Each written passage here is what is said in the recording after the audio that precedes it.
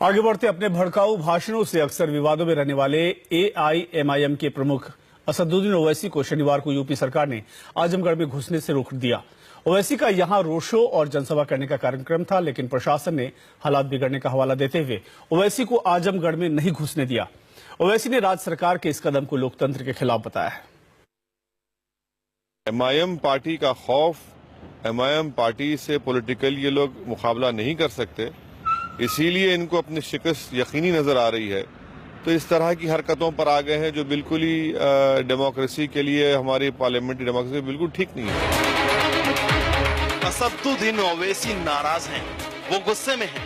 AIMIM chief की नाराजगी की वजह है उत्तर प्रदेश के आजमगढ़ में उनकी नो एंट्री। दरअसल असदुद्दीन ओवैसी उत्तर प्रदेश में अगले साल होने वाले चुनाव के मद्देनजर इन दिनों यूपी के दौरे पर हैं। इस कड़ी में वो 2 दिन के पूर्वांचल दौरे पर आए थे।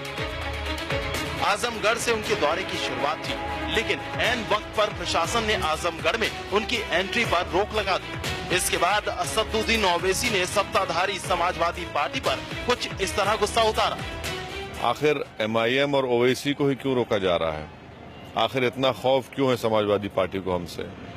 डेमोक्रेसी है, जमहूरियत है, मुझे अपनी बात रखने का हक है। पहले तो आप मुझे जलसा करने का परमिशन नहीं थे, पब्लिक मीटिंग का 18 मरतबा कैंसिल किए। अब जब हम हर डिस्ट्रिक्ट को जाकर हमारे यूनिट के लोगों से मुलाकात कर रहे हैं, बातचीत कर रहे हैं, और हमारा इरादा है कि असेंबली इलेक्शन लड़ेंगे हम। आज हम 4 डिस्ट्रिक्ट में गए, कहीं पर भी कुछ नहीं हुआ। ओवैसी को आजमगढ़ में रोड शो और जनसभा करनी थी, लेकिन प्रशासन को खुफिया सूत्रों से खबर मिली थी कि ओवैसी के दौरे से माहौल खराब हो सकता है।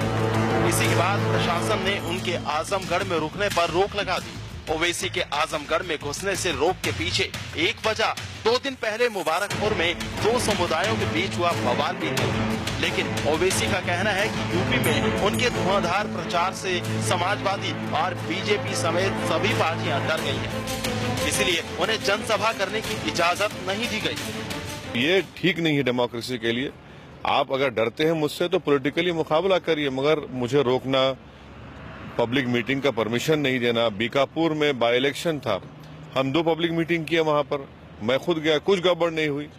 मगर ये इनका इस तरह से जो बर्ताव जो हमसे किया जा रहा है, इसका जवाब उत्तर प्रदेश के न सिर्फ मुसलमान बल्कि दलित आने वाले इलेक्शन में समाजवादी पार्टी को पावर से हटा कर देंगे। ये पहला मौका नहीं है जब उत्तर प्रदेश की समाजवादी सरकार ने असदुद्दीन ओवैसी की जनसभा पर रोक लगाई है। इससे पहले भी ऐसा हो चुका है। हालांकि ओवैसी ने कहा है कि जनसभाओं पर रोक लगाए जाने के बावजूद वो यूपी में अपना मिशन जारी रखेंगे। ओवैसी ने समाजवादी पार्टी और बीजेपी को हराने के लिए यूपी में गठबंधन की तरफ इशारा कर नए सियासी समीकरणों को भी हवा दे दी।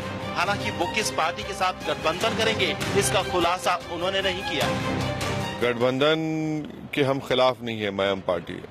गठबंधन के कई हमारे सामने ऑप्शंस हैं, उस पर भी हम गौर कर रहे हैं, और जब पार्टी में फैसला हो जाएगा तो जरूर आपको बताएंगे। वो किस पार्टी से आपकी बातचीत चल रही है? कुछ अभी बहुत जल्दी होगा उस पर तबसरा करना, मगर यकीनन हमारी बातचीत चल रही है।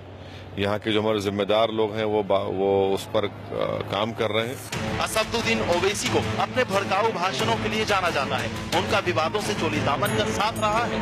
कभी बीफ पर पॉलिटिक्स तो कभी भारत माता की जय ना बोलने के कारण असदुद्दीन हमेशा सुर्खियों में बने रहते हैं, और इस बार वो आजमगढ़ में नो एंट्री के कारण खबरों में है।